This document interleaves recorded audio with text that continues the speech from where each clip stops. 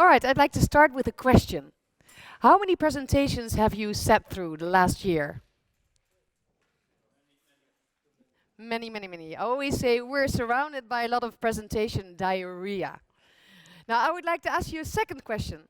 How many of those presentations you've sat through would you pay for to see them again? Pay for, really pay for to see them again. I hear a big, great silence. Yeah?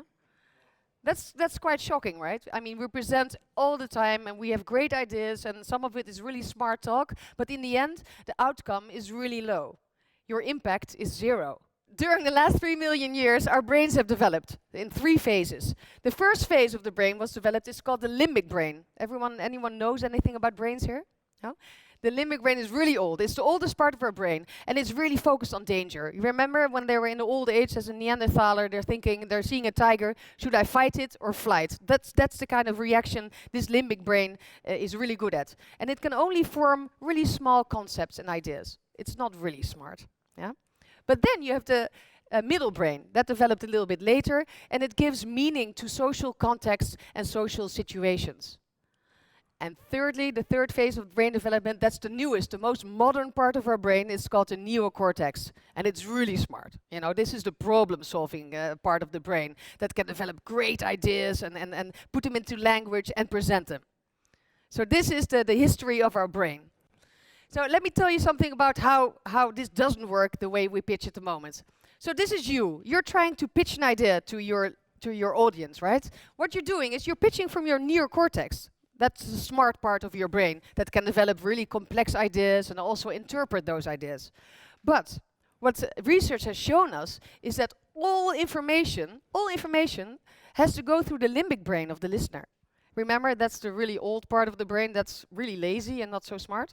So when you're really comfortable talking about shareholder value and all those complex ideas, this limbic brain is thinking, what shutting off and really not going on a mental holiday. So we need to make it fast. And with fast, I don't mean that you talk faster, because that's not really an answer to anything. I just mean that you need to select what you're going to say. I call them bananas. You know, we all want to throw all these bananas into the audience, all these messages, but we've got to take a look first. What do they want to hear? What do they need? What you were saying. So that's fast. The second one is new. This limbic brain of you is always looking for distractions, always looking for new things, for new stimuli. So we need to make sure that you give those new things. So new information, new stuff that he pays attention to.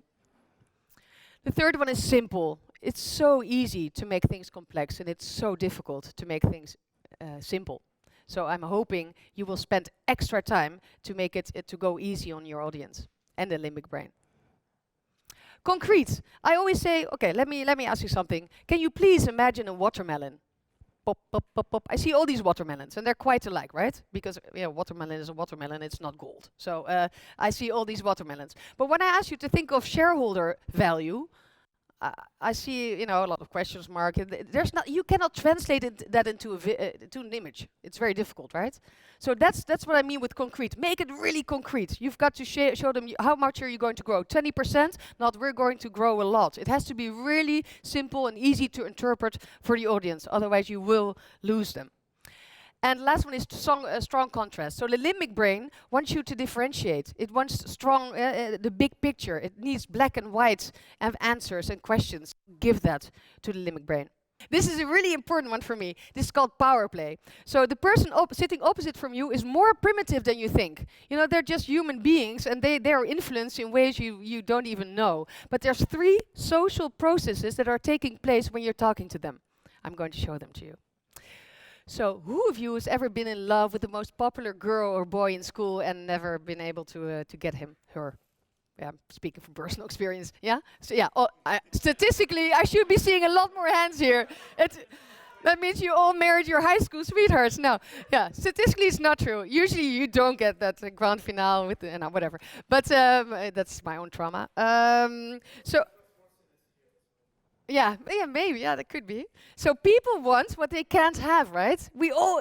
But it's the same for the investor. He wants what he can't have. So every time you walk into a meeting and pitch, there's 2 questions that are being asked.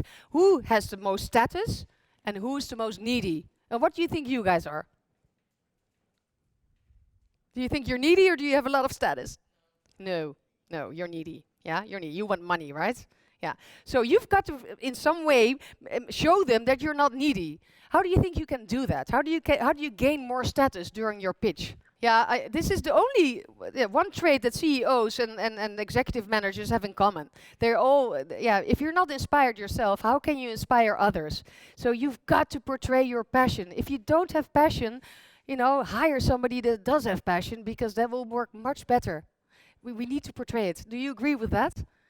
Yeah, if you're not passionate about your idea, why should I be? So if you're a timid person, you've got to train that because it simply does not work not to be passionate because people will judge you within 20 seconds that they see you.